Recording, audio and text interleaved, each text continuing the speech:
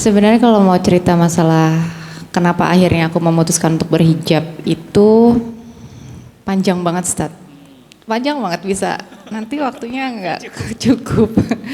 Tapi mungkin intinya aja, kalau dari dulu memang sebelum menikah Mas Dimas pernah bilang, aku seneng banget kalau ngelihat cewek pakai hijab gitu kan. Oh iya, amin, aku selalu gitu kan. Terus setiap datang kajian atau kita pas lagi bikin kajian musyawarah, suami aku selalu bilang, kamu tuh cantik loh yang kalau pakai jilbab. Amin, didoain aja gitu loh. Pokoknya selalu aku kayak gitu. Cuma pada akhirnya nanti Januari besok itu insya Allah aku 3 tahun berhijab, baru 3 tahun. Terus sebelumnya itu aku baca artikelnya sih sebenarnya agak menyeramkan menurut aku, karena kok ada perempuan pakai kain kafan. Terus judulnya wanita ini taat beribadah tapi tidak bisa masuk surga. Saat itu aku mikir, ya Allah, ini aja yang taat beribadah aja nggak bisa masuk surga, apalagi yang aku notabene kayaknya masih belum bener-bener ibadahnya tuh masih belum bisa dibilang 100% gitu kan. Pas aku baca, jadi misalnya aku ada sahabat, aku punya teman aku bilang, Dini kok kamu gak berhijab? Udahlah, hijabin aja dulu hatinya. Karena aku selalu jawab gitu.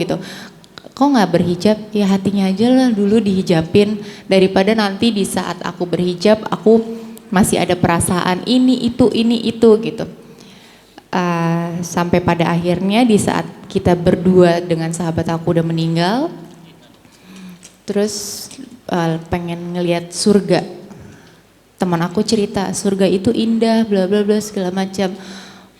Pas dipanggil untuk masuk ke dalam surga, aku bilang, loh kok aku nggak bisa ikut? Iya, kamu nggak akan bisa ikut. Itu sama halnya seperti kamu bilang saat itu kamu berhijab cuma bisa lihat dari hatinya.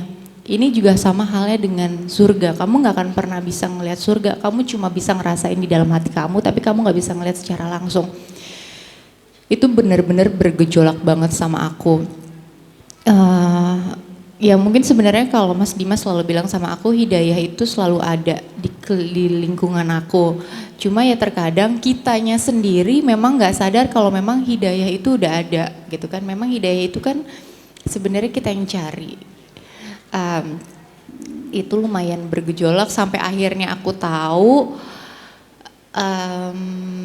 dan di samping itu juga aku mikir, aku nggak mau memperlambat papa aku jalannya ke surga karena papa kan udah meninggal gitu kan.